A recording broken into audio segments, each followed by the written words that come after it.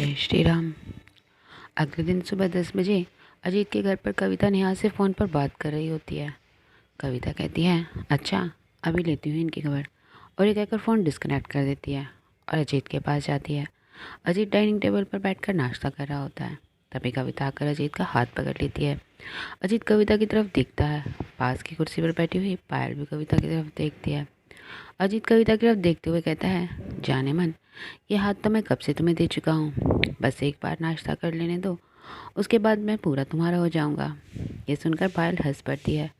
कविता कहती है, शर्म नहीं आती है आपको ऐसे करते हुए? अजीत कहता है, यार नाश्ता करने में क्या शर्म। कविता गुस्से में कहती है, मैं नाश्ते की बात नहीं कर रही हूँ। अजीत कहता है, नाश्ते की बात नहीं कर रही? अभी मैंने और कुछ भी नहीं किया। ये कहकर अजीत नाश्ता करने लगता है। कविता कहती है, मैं कल की बात कर रही हूँ। अजीत कहता है, कल? कल मैंने ऐसा क्या किया जो तुम इतनी नाराज़ हो रही हो? कविता गुस्से में कहती है, आपको याद नहीं आपने कल क्या किया?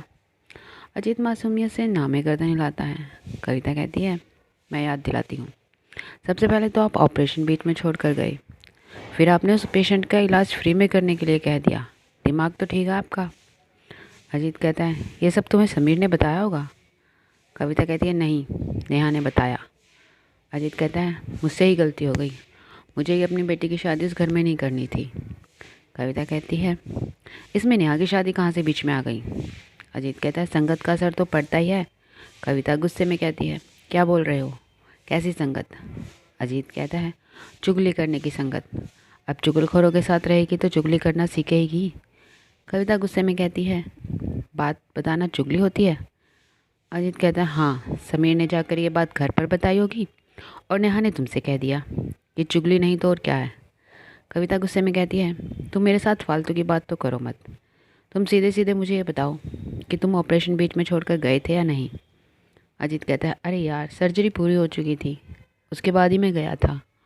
और रही बात इलाज फ्री में करने की, तो बेचारा गरीब था, इसलिए कह दिया। थोड़ा बहुत दान पुण्य भी करना चाहिए ना। कविता कहती है, अच्छा, और फिर उसके बाद आप पनीर टिक्का खाने पहुंच गए? अजीत कहता है, अब इसमें क्या प्रॉब्लम है? मैं अपनी पसंद से कुछ खा भी नहीं सकता क्या? कविता कहती है, प्रॉब्लम ये है कि तुमसे अकेले तो खाया गया नहीं, साथ में हरीश और विक्रम को भी बुला लिया। अजीत कहता है, हाँ तो? कविता कहती है, तो ये कि पनीर टिक्का खाने की वजह से हरीश को बुखार हो गया। नेहा बता रही थी कि हरीश को सारी रात बहुत तेज़ बुखार है। अजीत थोड़े से गुस्से में कहता है, अरे यार। और फिर पायल की तरफ देखते हुए कहता है, तेरी माँ का दिमाग ख़राब हो गया है, इसे किसी अच्छे से साइकेट्रिस्ट को दिखाना पड़ेगा। कविता गुस्से में कहती है, तुम्हें क्या लगता है मैं पागल हूँ? अजीत कहता है, अब तुम बात ही ऐसी कर रही हो। कविता और भी गुस्से में कहती है, क्यों, कैसी बात कर रही? इतना कहते ही अजीत और कविता का झगड़ा बढ़ने लगता है। तभी पायल उन्हें बीच में ही रोकते हुए कहती है, गाइस गाइस ऐसे झगड़ो मत। और ये कहकर पायल अपनी कुर्सी पर से खड़े होकर अजीत और कविता के पास आकर खड़ी हो जाती है। कविता कहती है, तेरे पापा ही झगड़ रहे हैं। अजीत कुर्सी पर खड़ा होते हुए कहता है, मैं झगड़ा कर रहा हूँ? और फिर पायल की तरफ देखते हुए कहता है, पायल बेटा ये बता, कभी पनीर टिक्का खाने की वजह से किसी को बुखार हुआ है? इससे पहले पायल कुछ कहे, कविता कहती है, होता क्यों नहीं, बाहर का खाएंगे तो बीमार तो होएंगे ही ना। अजीत कहता है, एक बात बताओ, डॉक्टर मैं हूँ या तुम? कविता कहती है, डॉक्टर तो तुम ही हो। पर अजीत कविता को बीच में ही रोकते हुए कहता है, तो फिर?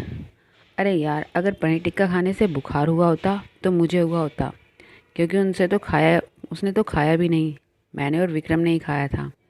वो तो सिर्फ हमें कंपनी दे रहा था। कविता कहती है, अगर हरीश ने पनीर टिक्का खाया नहीं तो उसे बुखार क्यों हुआ?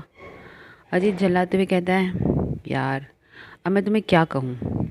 और फिर पायल को कहता है, बेटा तुम ही समझाओ अपनी अनपढ़ माँ को। और ये कहकर अजीत घर से बाहर चला जाता है। कविता कहती है, अनपढ़? और मैं? स्कूल और कॉलेज में तुमसे ज़्यादा नंबर आते थे। पायल कहती है, माँ माँ प्लीज़ छोड़ो ना। कविता कहती है, मुझे अनपढ़ कह रहे हैं, शाम को आने दो, बताती हूँ इन्हें अनपढ़ कौन है। शेष कहानी अगले भाग में। जय श्री राम।